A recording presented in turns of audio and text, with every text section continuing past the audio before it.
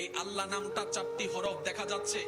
আমি প্রথম হরফটা ফেলে দিলাম, রব্বে করিম বলে ফেলে দাও তো দাও, তারপরও আমার নাম থাকবে, তারপরও আমার নাম থাকবে সুবহানাল্লাহ, তারপরও আমার নাম থাকবে।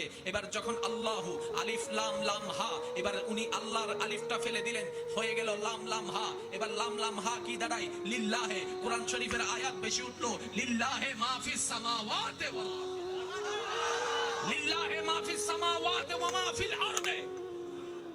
এবার উনি বলেছে আলিফ তো ফাটা, লামটাও ফেলে দিলাম, এবার আছে লাম এবং হা, হয়ে গেল লাহু।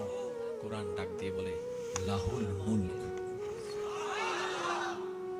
এবার উনি বলেছে আরেকটা লাম আছে, সেটাও ফেলে দেই, এবার আছে শুধু একটা হরফ হা।